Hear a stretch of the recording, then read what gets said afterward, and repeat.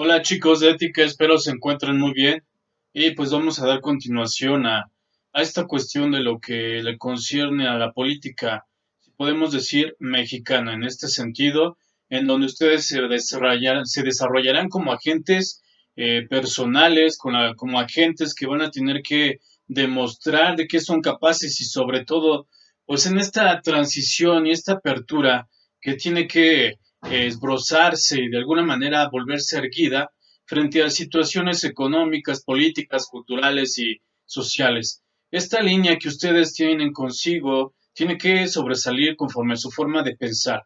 Es lo que les va a hacer, eso van a ser sus modos de ser, confrontándose esta verdadera realidad en donde se tengan que inmiscuir procesos violentos, psicológicos, sociales, de toda índole. Entonces, para evitar ese tipo de manifestaciones, tal vez voluntarias o involuntarias, pues hay que, de alguna manera, tener esa cultura cívica, esa forma de letrarse empíricamente, si se puede decir así. Estoy hablando de una postura metafórica, pero también de una manera que ustedes entiendan que los valores y las virtudes tienen que ver con equiparar a través de la justicia todo su entorno. Es decir, para que después ustedes como personas ya con credencial para votar, pues no se quejen de la manera en que viven, no se quejen de la manera que les tocó vivir, no se quejen del contexto donde se están relacionando y sobre todo de la gente que no sabe y da por hecho que sabe. Entonces ustedes, para que tengan una certeza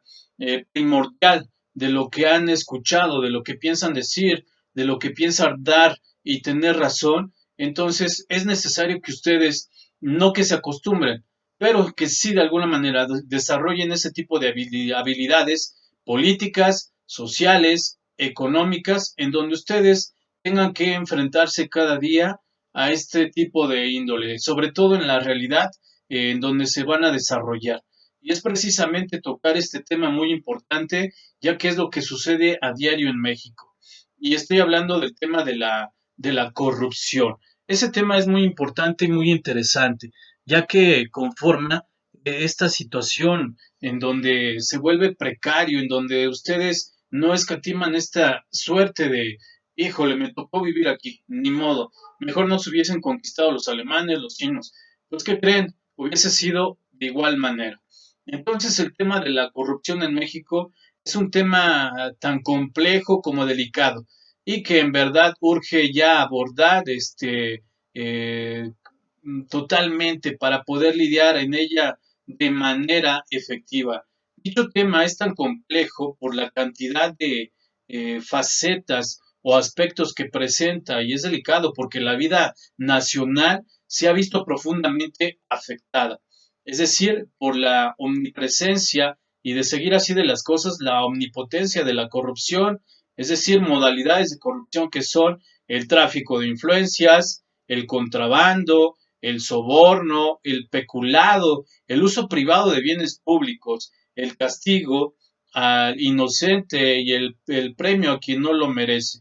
Se trata, como puede fácilmente apreciarse, de prácticas por todas conocidas, de formas de conducta familiares y en las que de uno y otro modo incurre la inmensa mayoría de la población, lo que sin embargo a gente reciente pero que no comprende es que la corrupción significa de manera gradual, pero de alguna manera creyendo que la destrucción de la vida institucional, el desprecio por la legalidad y el triunfo de la ilegitimidad y de la inmoralidad, una sociedad en contra que no está nada gratificante y satisfecha, no puede ser sino una sociedad en estado de descomposición y por consiguiente una sociedad totalmente malformada. Entonces, toda esta situación pues es interesante y es importante que tú la escuches, porque si no la escuchas, pues de nada va a servir.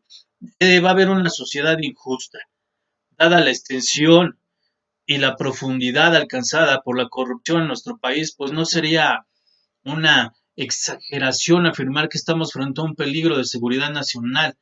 Es decir, es solo con voluntad férrea que podremos desembarazarnos de ella. Empero, la voluntad por sí sola no puede acabar con la corrupción. esta de alguna manera exige ser primero comprendida. Entonces, tiene que haber una mediación en la dirección en donde nos encontramos. Sin embargo, pues también debemos sugerir un tipo de acciones. ¿Qué harías tú para evitar la corrupción? ¿A quién le dirías cómo hacer las cosas? ¿Qué implementarías? ¿Harías algún proyecto? No sé, ¿qué se te ocurre? ¿Qué harías? Y acabar con el mal social más insidioso y dañino de la sociedad mexicana. Ahí tenemos un ejemplo del presidente. ¿Qué opinas del presidente? ¿Qué opinas de lo que él está haciendo respecto a su gobierno? ¿Realmente crees que está cambiando esta naturaleza humana conforme a lo que se puede entender de la corrupción? ¿Tú qué crees? Bien, entonces es evidente que hay una conexión intrínseca fuerte en la naturaleza de una acción y su evaluación y comprensión. Es decir, un ejemplo, nadie podría decir que actúa políticamente si el agente en cuestión no cargara una dosis, es decir, una teoría política. Asimismo, difícilmente podría decirse de un individuo que no maneja el lenguaje religioso, que está en posición de realizar acciones religiosas. Sería grotesco decir de un chimpancé que por casualidad pinta un lienzo y que se trata de un gran artista. Pero ¿quién dice que no lo puede hacer? Y así indefinidamente. Los ejemplos lo podemos multiplicar tanto queramos, pero en realidad no sirven más que para ilustrar la conexión conceptual ya mencionada, es decir, no es un mero movimiento físico, sino que tiene que tener un carácter específico. La naturaleza de la acción dependerá del filtro teórico por el cual haya pasado. Entonces, si ustedes tienen esa relación con los valores y las virtudes, entonces, por qué pasa esto de la corrupción? ¿Es un mal necesario? ¿Es fortuito? ¿Es obligatorio? ¿Los coaccionan? ¿Qué sucede ahí?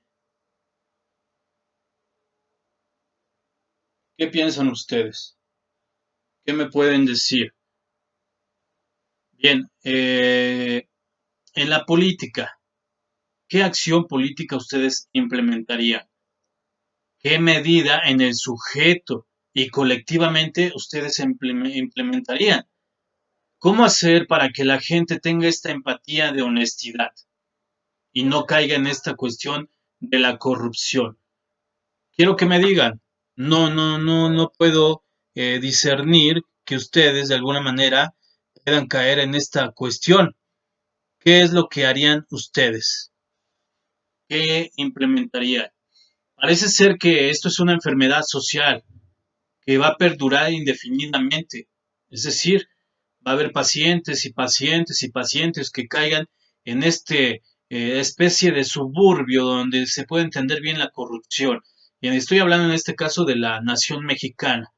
Lo que estamos viviendo en el México de inicios del siglo XXI es en verdad un grave problema que tiene hondas raíces culturales y que permaneció más o menos latente hasta épocas recientes. Ello, como veremos, pues es totalmente explicable. En todo caso, lo cierto es que en la actualidad el país literalmente está empezando a asfixiarse.